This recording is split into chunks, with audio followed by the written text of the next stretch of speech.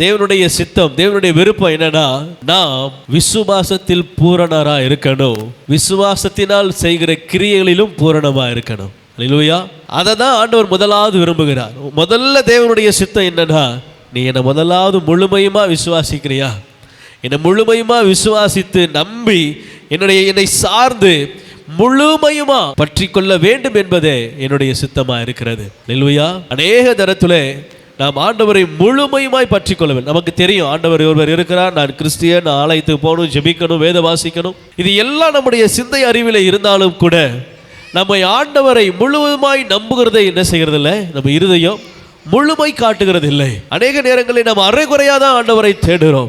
இது நடக்குமோ நடக்காதோ என்ற அவிசுவாசத்தோட கூட கர்த்தருடைய சமூகத்துக்கு வருகிறோம். அநேக நேரங்களில் கர்த்தரை பரீட்சை பார்க்கிறவராயும் கூட என்ன செய்கிறோம், இருக்கிறோம். ஆனால் ஆண்டவர் சொல்றாரு, இல்லை, நீ நம்புனா முழுமையுமா நம்பு, உன் கிரியை முழுமையுமா இருக்கணும், ஒரு அறகுறை கிரியைகளிலே அல்ல.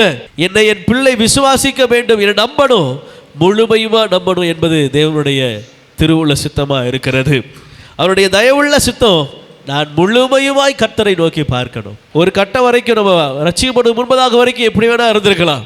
ஆனால் ஆண்டவரை சொந்த ரட்சகராக ஏற்றுக்கொண்டு ஆண்டவருடைய சமூகத்திலே, ஆண்டவருடைய பிரசன்னத்திலே, ஆண்டவருடைய ஆலயத்திலே நம்ம அவரோடு கூட ஒன்றித்து கலக்கிறவர்களாய் ஆன பிற்பாடு, ஆண்டவரை முழுமையுமாய் சார்ந்து கொள்ள வேண்டிய, நம்ம எல்லா இடத்திலும் அவரை பற்றி கொள்ள வேண்டிய இடத்துக்கு வந்த பிற்பாடு இன்னமும் உலகத்தை நினைத்து கொண்டு இருந்தோம் என்று சொன்னால், நாம் அவருக்கு தகுதியானவர்கள், அழைப்பு பெற்றவர்களாம். அநேக காரியங்களை நாம் அவர்களே பெற்றிருக்கலாம், சபைக்கு வரலாம், செபிக்கலாம், வேத வாசிக்கலாம், என்ன வேணாலும் பண்ணலாம். ஆனால் முழுமையான விசுவாசம் கர்த்தரிடத்தில் இல்லை என்று சொன்னால் கர்த்தருடைய சித்தத்திலே நாம் விலகினவர்களாய் காணப்படுகிறோம். முதல் பேஸ்மெண்ட்டே அதுதான், அஸ்திபாரமே இதுதான். இதிலே நாம் ஒழுங்காக இல்லை அப்படின்னா, இதிலேயே நாம் தடுமாறுகிறவர்களாக இருப்போம் என்று சொன்னால் ஆண்டவர் சொல்கிறாரு, நீ அதில் பலப்படு, நீ அதில் பலப்படு.